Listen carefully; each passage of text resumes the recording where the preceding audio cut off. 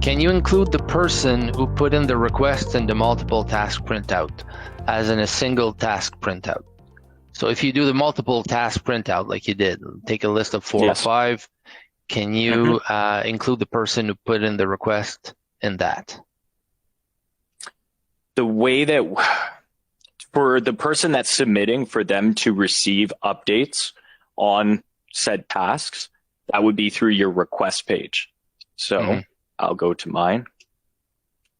This is, everyone has access to a request page. It's unique to their own license. The email address underneath, this is where the submitter can input their email to be updated throughout the progress. So you would see the updates with the notes with those work orders as well. Yeah, perfect. Okay. I'll try to limit the questions to the reporting portion of it, because I'm getting a lot of questions about task management. And I think just for those who don't know, there will be another webinar this spring on task management. So, but if you have any questions or requests, like I said, you can send any request to our support at maintenancecare.com, or go on our chat, or send or call. Just call our support line, and we've got the staff to answer all of your calls and emails and chats. In the meantime, I'll try to move along with the about the reporting. Perry says, how can I generate my own custom reports rather than just using the canned reports already included? For any customized reporting that you want, you can contact our sales department, where we would then provide background on if it could be done. Like, we are able to create any customized form or report you'd like. That would come at a cost, where we would do a quoting process, depending on the level of the report, would be dependent on that. Excellent. So if that's something that you're interested in, you can reach out to me directly. And you can reach out to Phil at phil.boone@maintenancecare.com or genexscore.com. Exactly. Hani has a question. If I have more than one maintenance worker in the facility, can I find how many hours each one worked during 1 month with a report, I'm guessing? Yes. So that first report that I showed, your task report, we go to the reports. We go to my tasks list here, general, task CLS. This is that report that has all your parameters along the top, okay? I'm going to leave it pretty generic and leave just the 7 days worth of data with everything. But in my filter column, the assigned to, I can simply grab which maintenance tech I'm looking at, and I can run the report. So I did a 7 days. You would do your month. So I'll actually do it. So December 1st. And then we're going to go to January 1st. Submit. Again, I'm going to change this to continuous so I don't have any page breaks.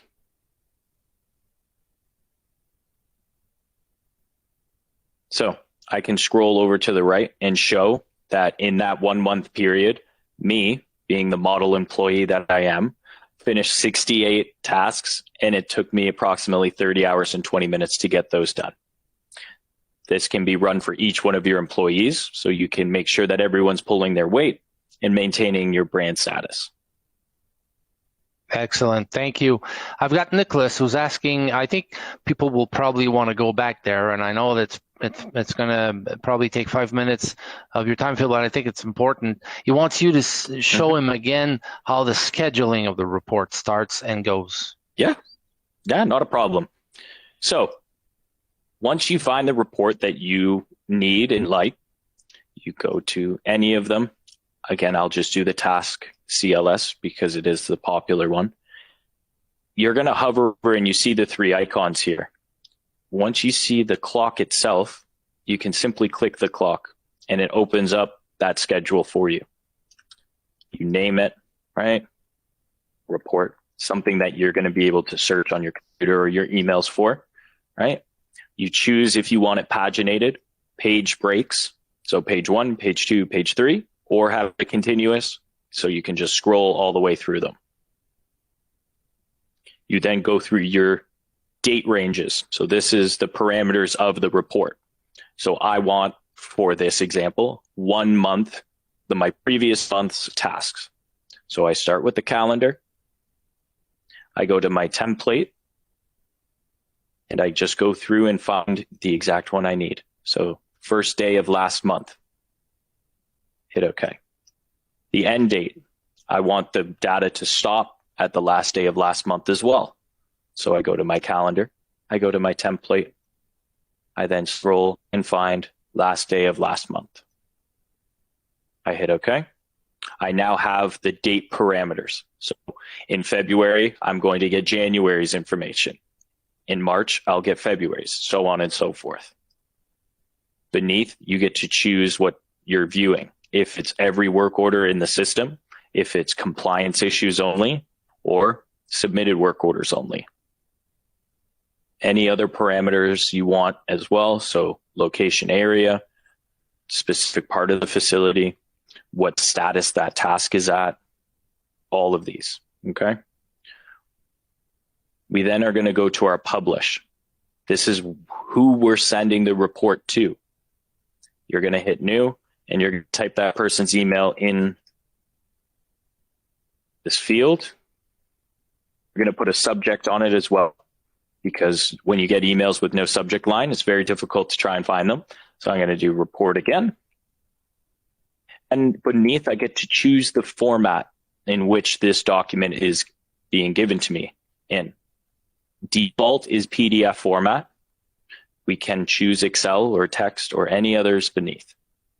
Once you choose that format, you're going to hit OK.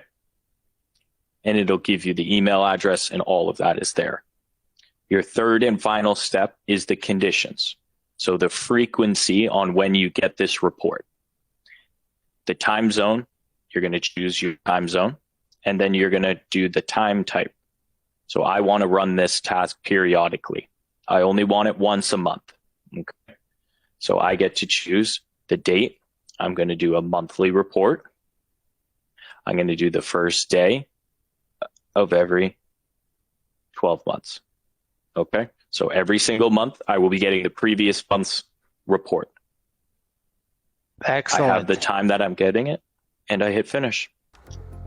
Thank you. Thank you for repeating that. I think people will appreciate that.